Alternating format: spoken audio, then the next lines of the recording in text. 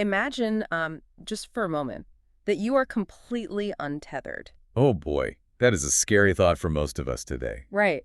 I mean, I want you to mentally strip away your smartphone, take away your real-time translation apps, your satellite GPS, all those meticulously curated lists of peer-reviewed restaurants. Just poof, gone. Gone. It is March of 2001. You're standing on a train platform in southern China holding this fragile little paper ticket.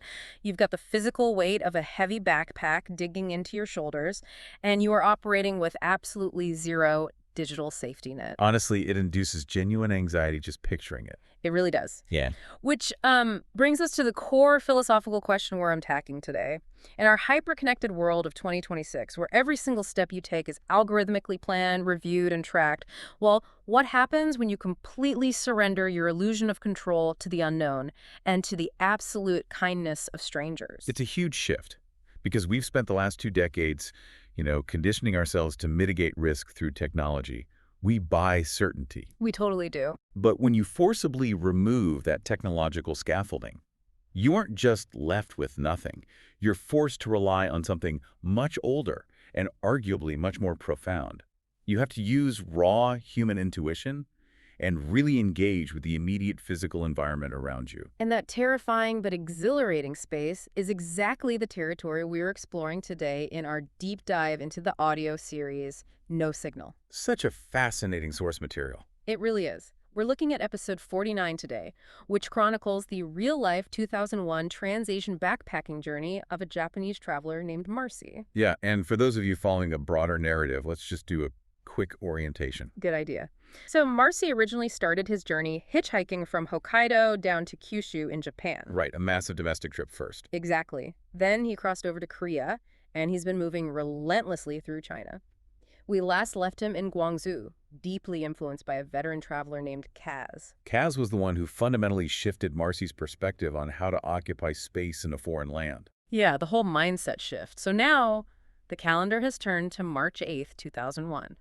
Marcy has secured his Vietnam visa, and he's boarding a night train to Nanning, which is a city in southern China, pushing toward the Vietnamese border. But to really understand this leg of the journey, we have to look past the geographical itinerary. Right. What's the deeper mission here? The central mission of today's deep dive is to explore the mechanics of surrender.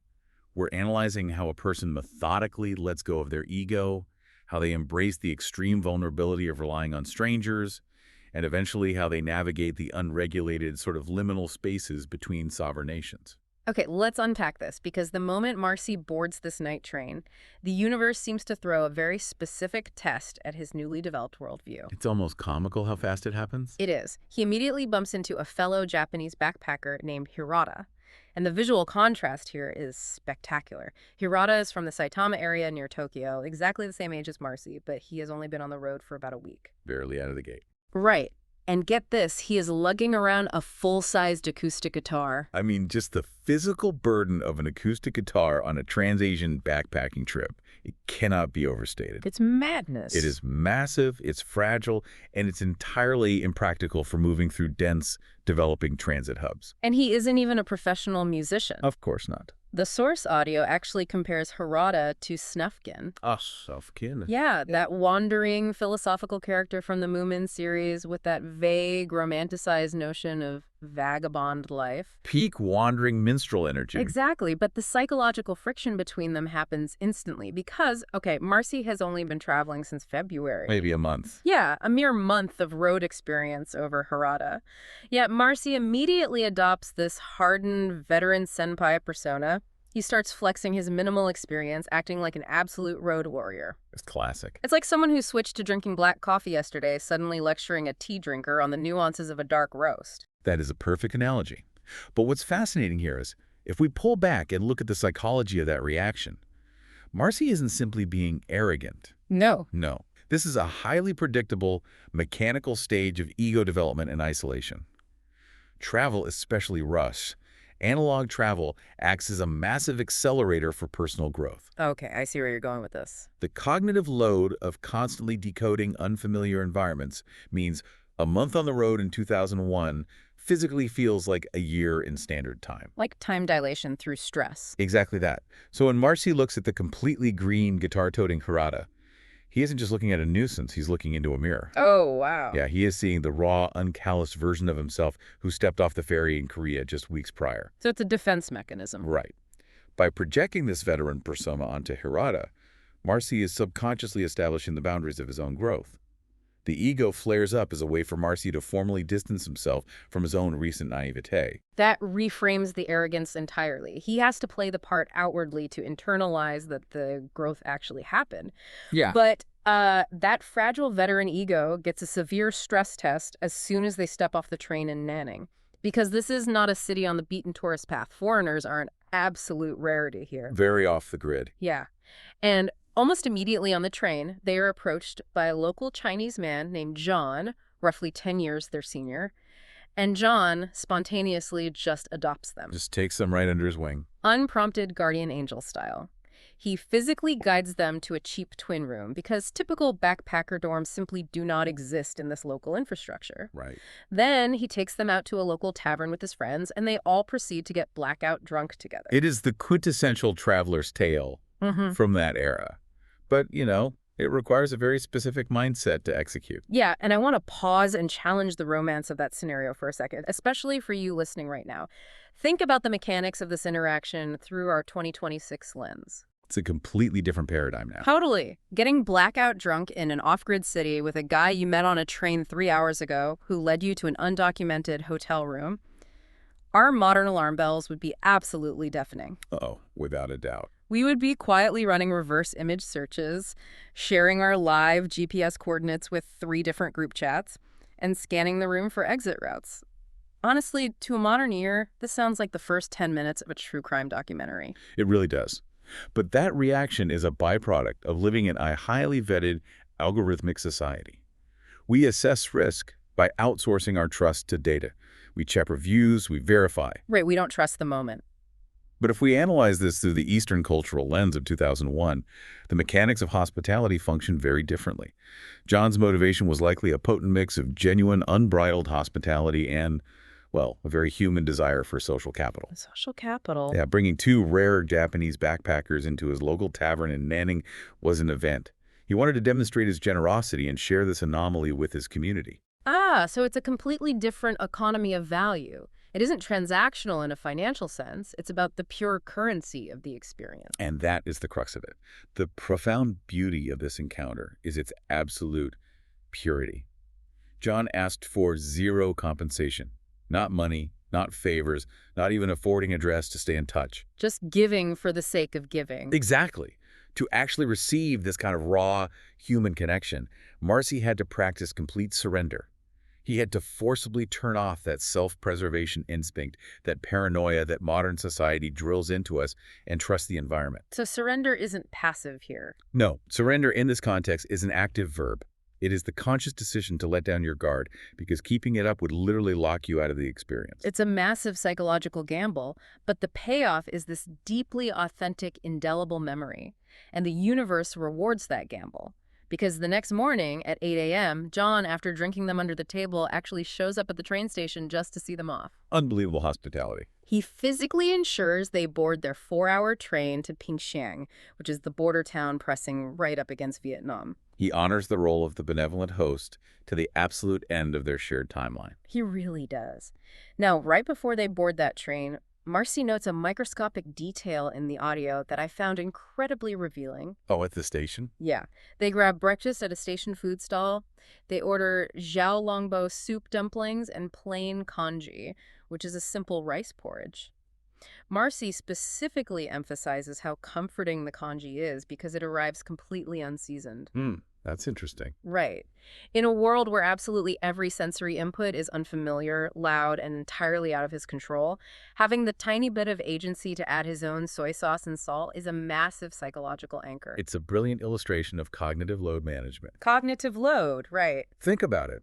When you are in a state of constant high-stakes surrender, the human brain desperately craves a baseline.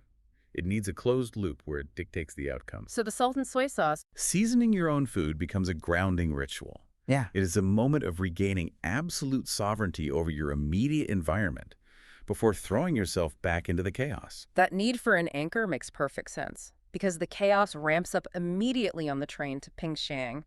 They are such an anomaly on this route that curious locals constantly approach their seats, asking the same introductory questions over and over. It's exhausting just thinking about it. But Marcy, who was playing the loud, worldly veteran just 24 hours ago, does something entirely unexpected. He completely checks out. Just shuts down. Yeah, he closes his eyes, goes to sleep, and leaves the wide-eyed Harada to struggle through these intense conversations using broken English and improvised sign language. Now, a lot of listeners might interpret that as Marcy just being exhausted or even, a bit callous toward his new friend. Wait, isn't he actively choosing to let Harada flail?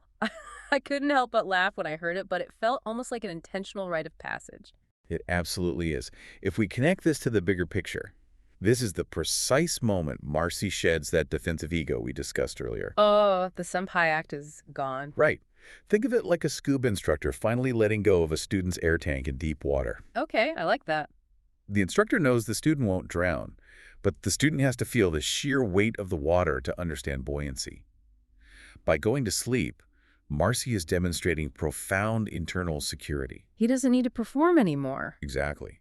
A novice traveler feels the compulsive need to engage with every single chaotic element, terrified of missing out or desperate to prove they belong.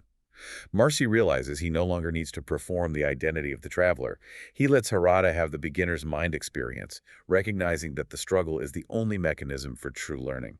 That is a stunning evolution from the guy bragging about his one extra month on the road just a day prior. He's comfortable enough in the friction to just take a nap. Which is vital, because he's going to need that energy. Absolutely, because that brief illusion of mastery gets stripped away entirely the closer they get to the geopolitical edge. The border. Yes. They arrive in Pingshan, and here's where it gets really interesting. This is where the formal map starts to dissolve. To cover the final distance to the actual border crossing, they hire motorcycle taxis. But they don't get one bike each. Of course not. The physics of this are wild. 2 adult passengers wearing massive expedition backpacks, plus the driver, all precariously balanced on a single motorbike weaving toward the edge of the country. You are transitioning from the safety of regulated transit to the visceral, tactile reality of fringe infrastructure. You are quite literally holding on to a stranger for survival. And while they're holding on, the driver provides a critical piece of intelligence. He warns them that formal banking infrastructure ceases to exist past this point. A crucial detail. Very. If they cross into the Vietnamese zone without local currency, they will be financially paralyzed. So the driver reroutes them down a dusty back alley to a black market money changer. This is a textbook border town dynamic. Capital flows like water. It finds the cracks. Where state-regulated infrastructure ends, the informal economy instantly rises to fill the vacuum. Right. Now, Marcy is actually prepared. He had preemptively traded currency with another traveler back in Guangzhou, but he watches Harada navigate the transaction. Harada hands over 100 Chinese RMB, which translates to roughly 14 US dollars or 1,400 Japanese yen. A trivial amount of money for them. Exactly. But due to the extreme hyperinflation of the Vietnamese dong at the time, the black market broker hands Harada massive, thick stacks of bills emblazoned with Ho Chi Minh's face. So much paper. In an instant, standing in this unregulated alleyway, the psychology of value completely warps. They feel like sudden millionaires. Hyperinflation creates a fascinating cognitive dissonance for travelers coming from strong currency nations. How so? Well, the physical volume of the money tricks the brain into a false sense of invulnerability. You hold a stack of millions, and your ego inflates with it. But that feeling of immense wealth is incredibly brittle because the actual border crossing is designed to strip away every layer of your identity until only your physical presence remains. And the border check itself is intensely jarring. They walk into the facility, and shockingly, the Chinese female border guard speaks flawless Japanese. Whoa, that'll wake you up. It instantly shatters their expectation of anonymity. They undergo highly tense manual luggage checks with guards scouring their bags for contraband. You can feel the universal anxiety of state authority. Even if you know logically that you are carrying nothing illegal, the sheer weight of the interrogation makes you question your own innocence. It is the ultimate assertion of state power. They are reminding you that your autonomy exists only because they permit it. But then they clear the Chinese side, and this is where the audio becomes incredibly evocative. This is my favorite part. It's so good. To get to Vietnam, they have to physically walk on foot across the neutral zone, the space between the two nations. In the audio, Marcy describes this using a very specific cultural touchstone from the era. He calls it a Sarugenseki experience. Ah, yeah. Now, for those unfamiliar, Sarugenseki was a highly popular Japanese comedy duo in the 90s, and they were subjected to this unscripted, grueling reality TV show where they hitched across the Eurasian continent. It was famous not for tourism, but for showcasing visceral, physical suffering and exhaustion for a goal. Right. And Marcy uses that term to describe the heavy, laborious physical sensation of stepping out of a sovereign nation and dragging your belongings through the dirt toward another. We really need to pause and examine the spiritual weight of this specific space. We're talking about no man's land. Yeah. In geopolitical terms, it's merely a buffer zone. But in a philosophical sense, this space represents absolute Emptiness. emptiness. How's Oh. that? Consider the mechanics of your existence in that 500-yard stretch of dirt. You belong to no country. You are protected by no laws, but you're also subject to no system. You're just there. You are completely, technically off the grid. For you listening right now, someone who is perpetually logged, tracked by cell towers, optimized by algorithms, and constantly existing somewhere on a digital map, the idea of physically walking through an unregulated void is almost mystical. It really is. In that brief walk, Marcy and Hirata are absolute ghosts. They exist solely in the present physical moment, carrying their entire world on their backs, suspended between two realities. It's a literal blank space on the earth, a complete detachment from the grid. It gives me chills to think about experiencing that level of true isolation today. It's rare. Very. But as the audio reveals, that mystical emptiness is incredibly fragile. The absolute second Marcy's boot hits the pavement in the Vietnamese town of Dong Dang, the silence shatters violently. Nature abhors a vacuum, right? And the reality of the developing world reasserts itself instantly. It is pure sensory assault. They cross the invisible line and are immediately swarmed. The touts. Yes, a massive mob of aggressive touts, drivers, and fixers descend on them.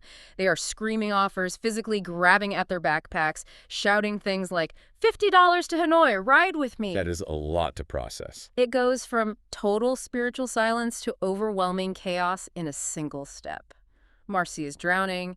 He has no baseline for what a fair price is. He doesn't speak a single word of Vietnamese. And that false confidence of his thick stack of currency completely evaporates. He is just trying to survive the next 5 minutes. In a moment of extreme friction like that, all complex strategy fails. You can't negotiate normally. You have to rely on a primary survival mechanism. How does he establish a boundary in that chaos? He relies on a single improvised magic phrase. Amidst the screaming crowd and hands grabbing at him, Marcy just starts yelling at the top of his lungs, "Dong ding o ding ding ding o." It's simple. Simple and direct. He repeatedly shouts the name of the local border town they are currently standing in. He is actively refusing the expensive long-haul rides to the capital, signaling to the mob that he only needs to get to the local train station.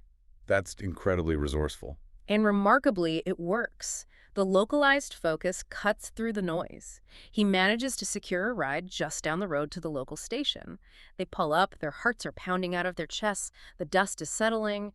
They walk up to the wall to look at the local train timetable, and the source audio abruptly ends. Oh, a masterful, agonizing cliffhanger. I was leaning so far forward listening to it. We have to leave you hanging right there at the Dongdaeng train station because this chaotic, unfiltered adventure is far from over. But as we close out this segment of the journey, we must return to that core question we asked at the beginning. Yes, the question of surrender. If we trace the mechanics of Marcy's survival, from actively trusting John the benevolent stranger, to finding grounding in a bowl of unseasoned rice, to embracing the spiritual emptiness of no man's land, and finally, navigating the violent friction of the touts, his success relied entirely on his willingness to step off a managed path. He couldn't force it. Exactly. He had to surrender his ego to the environment. If he had clung to a rigid 2026-style itinerary where every variable must be controlled and verified, he would have broken under the psychological pressure of the unknown. Which brings us right back to you listening to this. You are probably not crossing a black market border on foot tomorrow. You certainly aren't lugging a full-sized acoustic guitar through southern China. Hopefully not. But look at your perfectly scheduled, algorithmically optimized, GPS-guided week. Where can you intentionally leave a blank space? It's an important question. Where can you deliberately turn off the safety net, allow yourself to be a little lost, just to see who might emerge to help you find your way? It is the vital practice of intentional surrender. Embrace the unknown. We will see you on the next deep dive.